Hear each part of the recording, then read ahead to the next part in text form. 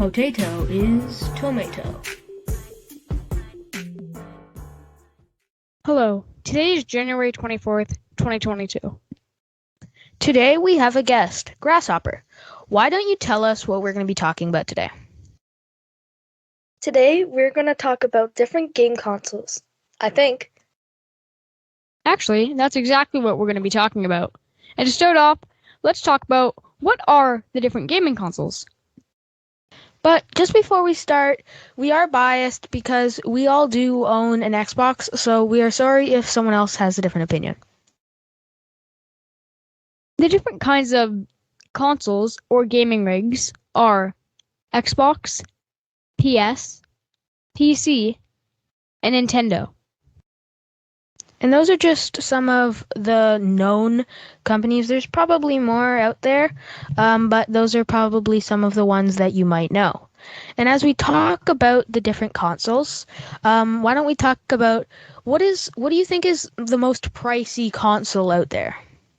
Well, obviously, the most pricey console out there will be the PC because I know some of the RTX can be like almost more than the gaming PC.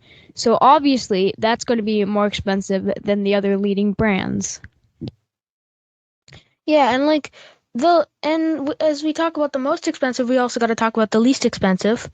And as we're talking right now of what the time we are at right now with the different like consoles right now, the generations, right now the least pricey console out there is probably the Nintendo Switch with their newest version, just around $500. Now, obviously, as we talk about the Nintendo Switch, it's not the most high-end console out there. It's great for portable games and like those interactive games where you have the different controllers and all that. But it's really small, and you also have the screen on there, so there's not a lot of room to have these really good components. So it's not always the best graphics, and it's not always the fastest compared to like Xbox or the PlayStation. If you don't mind me jumping in here, the Switch is actually $400. Yeah, sorry for that. Guess I was reading something else here. It obviously is the least expensive console out there. It's like I'm not saying it won't work for it. It does work. It's just you can probably get better gameplay other places. Oh, absolutely. The Switch and like we said, this is a very biased opinion. In my opinion, I would pick any of these different consoles over the Nintendo Switch because the Nintendo Switch is a portable device, it doesn't have the best frame rate. Well, for me, who has an Xbox and a Nintendo, I will admit that it's definitely underpowered. Nintendo doesn't really care about how powerful it is, but I feel like the reason why all Nintendo users get the Switch, not counting the portability, is the games that are on it, or the first party games. Yeah, because sure, like there's a lot of like only Nintendo Switch games on there. But and like you probably can't find like any of them on like an Xbox or a PlayStation, but there's probably a couple of those games on like a PC, but that's one of the most like expensive things. Like your PC, like a PC could range from like $1,000 to $10,000, like depending on how good you need it. And it's a lot of money when you could probably get the same experience and not have to spend as much.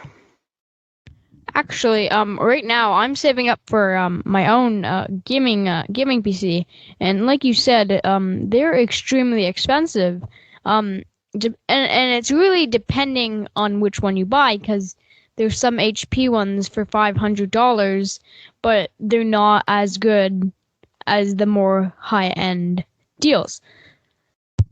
I feel like when we're talking about the PC, they definitely have the most games out of like the consoles. But they also don't have the games like on the consoles. Like, and also Xbox definitely lets PC uh PC gamers play more of their games, unlike PS and Nintendo. Another thing is you could buy a $13,000 PC and have bad Wi-Fi. Like it's not like you gotta see like everything on the table. You gotta have monitors, you gotta have like keyboard and mouse, you gotta have like really good Wi-Fi, or else your PC's just like a fancy piece of jewelry. So like you have to have everything in place. So like in total a PC could be like $15,000, and with the having to pay like bills and like that for like electricity and Wi-Fi and all that, it goes up more and more like every year. The only thing about that is if you're springing for a gaming PC that's going to be, like you said, $13,000, shouldn't you check maybe some of that $13,000 can go to your Wi-Fi? I just feel like that might not really be a real world scenario. Yeah, like sure, you could probably just get like a lower quality PC and make sure you have good Wi-Fi. But let's say you're a streamer or like a YouTuber and you're trying to record. When you have all this stuff open, you need a fast Wi-Fi connection, but you also need like good graphics for when you're recording. So if you were to be like a streamer or like a recorder for like YouTube or something like that, you would probably get a PC. But let's say you just want to have like play around. I think that PlayStation or Xbox to have just to like play like some games, I think that would be the best like solution for that. But then, like we said, there's also the fact that you can get a lot more range if you buy a PC than an Xbox, because I'm throwing some out here. Valorant is only available on PC, and some people might want to play that on Xbox. So there, I'm I'm just throwing things out here. Maybe the reason why a gaming PC is so expensive on top of all the equipment is because maybe you're paying for the games that you can't get on other consoles. But you still have to, like, these games aren't just free. You can't just randomly download them. You still need, like, Steam or Epic Games, and then you also have to purchase the actual game itself. It's just, I feel, to me, I'm 100% biased on this, but I think if you're just going to be playing some games, I don't know why you need to buy, like, a $2,000 PC if you could just get an Xbox and have the job done. Well, when you're buying a PC or something, it's not the games too, but also the ability to use a mouse and keyboard. To be using a mouse or a keyboard, because like say you're playing a shooting game, right? It's actually much more convenient to use a mouse or keyboard. Yeah, I agree with you. Like, it's sure, like, if we're talking like some of those shooter games, it would be better to have like a keyboard and mouse than to have a controller. And maybe Xbox should have like a feature where you can be able to plug in a keyboard and mouse to your Xbox and be able to play like that. I think that would open up their range of purchases by a lot, actually. Actually, you can do exactly that. My cousin actually did that because I'm not going to say which game, but he was playing a game that he needed some insane keyboard and mouse skill on it. So he hooked up his computer and mouse to his Xbox. Yeah, and the other option is that you can sit down on a chair or something and play like that. I mean, like I would actually rather sit on a chair than a couch, and that's just me. Now, this is going to be a very, very personal question. What's the max FPS you really need? Well, before we get into that, if anybody is wondering what FPS stands for, I know most people will, but FPS means frames per second, which means how smooth is your gameplay, and the higher FPS you have, the smoother it is, and the lower it is, like the more glitchy it'll be, and it'll be like frame, frame, frame, rather than just smooth. Well, for me, it depends on what person you are. If you're a streamer, you definitely need more. But if you're just like a casual player that doesn't like record or doesn't play, or even depending what kind of games you play, if you play something like realistic, maybe Microsoft from Xbox ported it over onto Steam or whatever, or whatever they use, you might need more frames per second. But if you're like just playing Minecraft or something, you might need something less. It all depends on what you want. But for me, I feel like it would be probably 60 frames per second. Maybe a little bit more, but I'm honestly not that picky when it comes to games.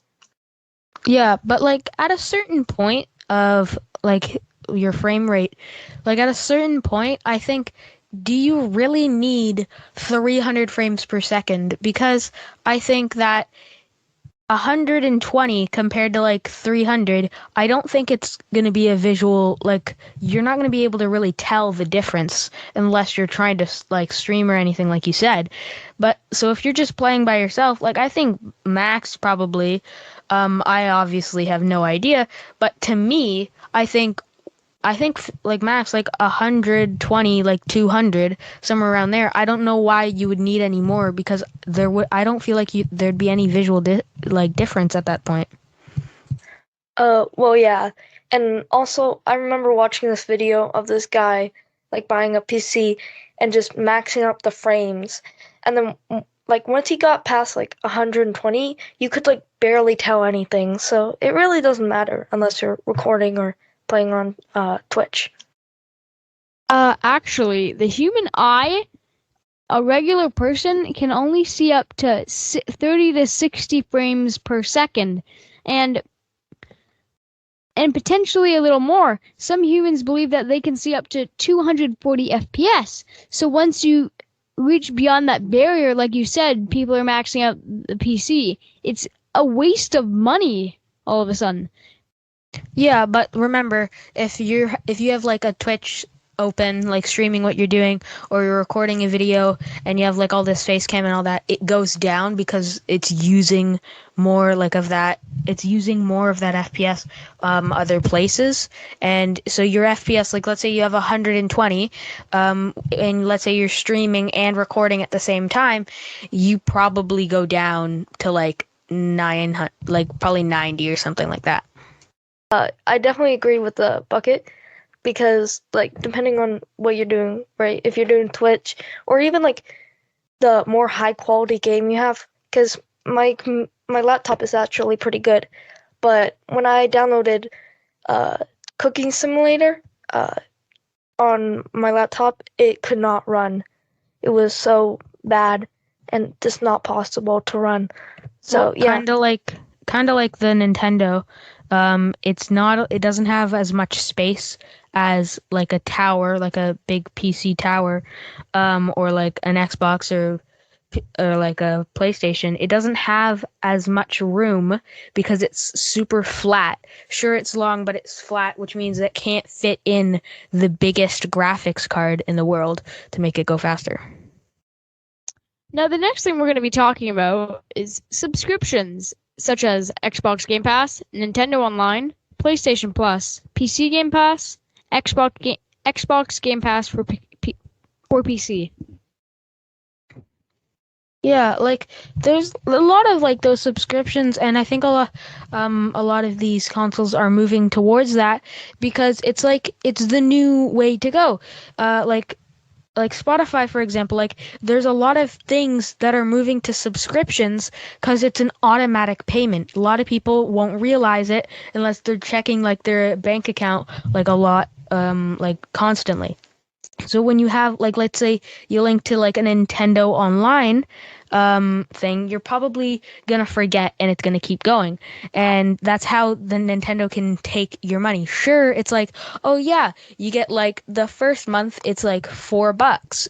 But then on little writing underneath, they put in after that, it's $16 per like month. And they kind of get you with that's how they pull you in, and that's how they get you, and you end up purchasing it, and then you kind of think, oh yeah, it's all good, it's just for 1 month and all that, but then you most likely forget, and that's how most people are taking their money, because like it's kind of like once there's like, sure, games come out constantly, but like sometimes it don't come out like enough, and there's not enough things for people to play, and these consoles need somehow like somewhere to make the money. Yeah, I'm just gonna say this right out of the door. Xbox Game Pass is the best, and I'm pretty sure everybody can agree with that. And I don't even have it. I have the Nintendo Online, and it's just way overpriced, and it barely gives you anything. Whereas if you get the Xbox Game Pass, you get so many games. It's crazy. Like, even if you just buy that, that's going to give you like so many hours, like hundreds and hundreds of hours, and they're still adding it to the Xbox Game Pass like games. Yeah, and since it was now, obviously, I don't know if any of us have PlayStation Plus. I don't know if it works the same way or not. It might. I don't know, but like since that Xbox Game Pass, like it was such a good deal. It was so good. They recently came out with the PC Xbox Game Pass, which is, they kind of get you, and you think, oh, I have the Xbox Game Pass, but no, it's a completely different subscription. Um, but it's like basically the exact same thing. I did buy because they had a deal on. It was $1 for a month of Xbox Game Pass, and I'm gonna have to disagree with Grasshopper here. I didn't really like it because it was that I had most of the games, or I didn't really want the game. So I'm gonna have to disagree on that. Well, the Xbox Game Pass, like they're kind of just grabbing all of the most popular games and putting it all together so that you can have it. It's it's more of what you see at first, and then it's like, oh yeah, this is gonna be like, this is amazing, I get a bunch of games and all that. But it's mostly the popular games. Like it would have like Minecraft, it would have like Forza Horizon, it would have all of those types of things that are really popular. But for people who've had Xbox for a long time now, they probably already own it. Compared to like me, who just got like an Xbox in the past year or two, and I don't own all these games. So having the Xbox Game Pass was nice, because then I was able to access all of these games and not have to pay $50 for each one. And that kind of moves us into like video game prices, like individually. Yeah. So, well, Nintendo is very complicated with their prices. Whereas PS, uh, PlayStation, and Xbox, they'll be up like $80. This is Canadian, by the way. $80 for like a year, and they'll drop down to $50 to $40, and this is their mainline games, not counting indie games. And where Nintendo, they just always have their prices down. And some Nintendo guys gonna be like, "Yay, they have a 10% discount," and some guys gonna be like, oh, "Xbox 10% discount? No way." Now it really depends on what game you get. Like I know NHL 22 came out recently, so so when it released, I'm pretty sure it was $120. I could be wrong. It was quite a while ago, and now that like 2 months afterwards it came out, it's gone down drastically.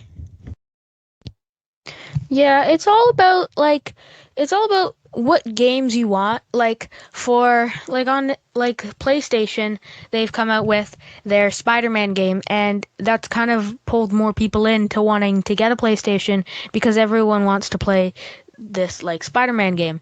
And then there's like other things like on different consoles. I couldn't really list them all because I don't really know most of these games. But there's probably some games that are only on certain consoles, making people want to get that console just so that they can play that sort of game. Yeah, 100%. And for like Nintendo, um, you know, Xbox and PlayStation definitely have some great games, but I feel like the only reason why Nintendo like someone would get Nintendo or the Nintendo Switch, not counting the portability, of course, is uh because of the games. Nintendo relies on the games to sell the console, whereas like Xbox and PlayStation, you can get, shooter games for free and like it'd be great for graphics and stuff. Yeah, like there's it's just like the way these games they pull you in and they get all these things, and then there's like but the only way most of the time these games are just like a you get it, there's a couple things to do and you get bored, and then you kind of leave that game, and then you're stuck with having it because you've paid this like $50 for it, compared to like Fortnite, which is free. You don't have to pay for it up front, and like they come out with seasons, making you want to stay and play that game. But then they also have like in-game purchases, making these kids want to buy more. But but then if you're going to buy a very expensive game like the new Call of Duty Vanguard that just came out, um, if you don't just buy a game randomly for that amount of money, you should do a little bit of research and see if you actually maybe download if it has a beta version or a free version to try out if you like it. Yeah, like it's just about like the companies like who make these games, they're just hoping that you don't. And sometimes I don't know what the game that you're referring to right now. I haven't heard about it yet because I'm usually not interested into those things. But does it by chance have like a battle pass or some sort of like seasons or anything like that? Now, I don't know because obviously I'm not allowed to play those games yet. But in my understanding, no, I do not think it has any of that. Yeah, so it's just about it's that's one of those things where you play it, you finish it, and then you're done, and there's not too many more things for you to do, and then you kind of stuck with that payment. So I think more people have to think about that because a lot of people don't, and then they end up buying it, playing it for like a month, and then just completely forgetting about it forever. But then there's also you can play online, you can redo the game, or you can there's obviously different versions of it, and I don't think you just spend almost $120 on a game, finish it, and then get rid of it. Well, like I know this game called Sea of Thieves, and at first I was like, "This is the most amazing game." The way I got it was Xbox Game Pass, but otherwise, I think it was like $50 to purchase it, and we only played it for about a month before we had done everything in the game, and there was nothing else to do. Like there was online players, like you could play online, you could join people, you could talk online, you could do quests and all this stuff, but it just got boring because we had finished all of these things and there was not too much more to do. And other games like Fortnite and like Rocket League and all that type of stuff, those games had the right idea and at the time, so then we moved over to those because it was more fun and more engaging. But then there's also obviously that's in your mind's eye that oh, I've played this game a lot, I'm bored now, I'm gonna leave. But other people that are really dedicated to the game, they're going to spend that money to play the full version, and they're probably not going to get bored. Yeah, it's all about the user. I can't tell anyone to do stuff and make anyone think anything. That's just me, and people probably have other opinions. That's just what I think. We've been talking a lot about Xbox and a little bit on Nintendo. Should we be talking about PlayStation?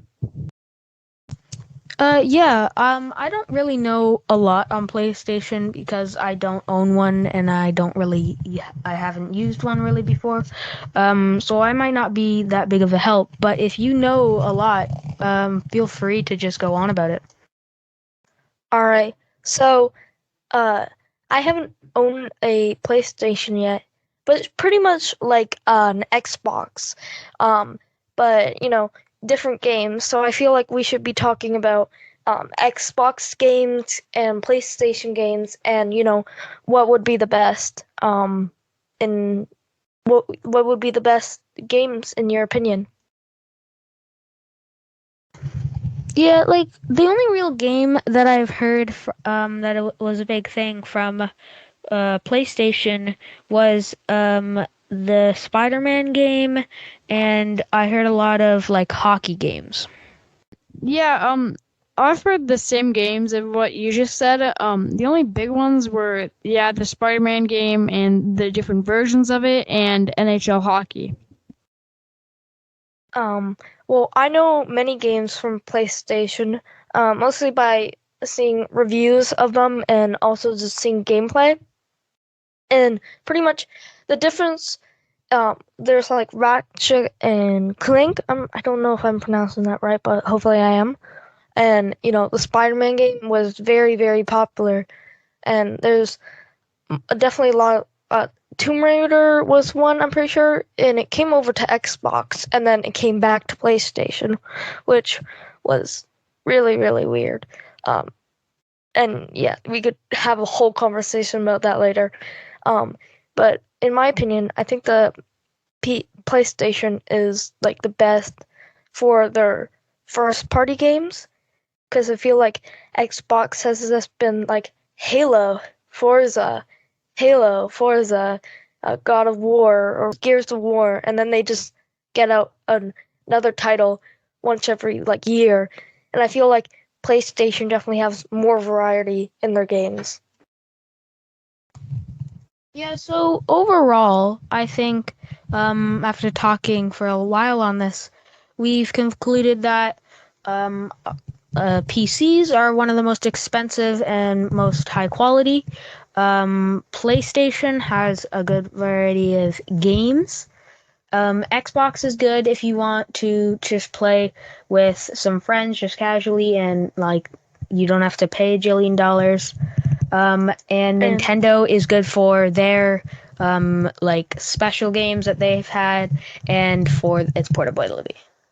Xbox also has a great subscription too. Yeah.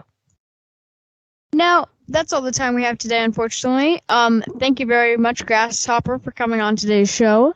And Bucket, you can take us away with the final piece. Thanks, Grasshopper, for coming, and I hope everyone has a great day, and goodbye. Thank you for inviting me.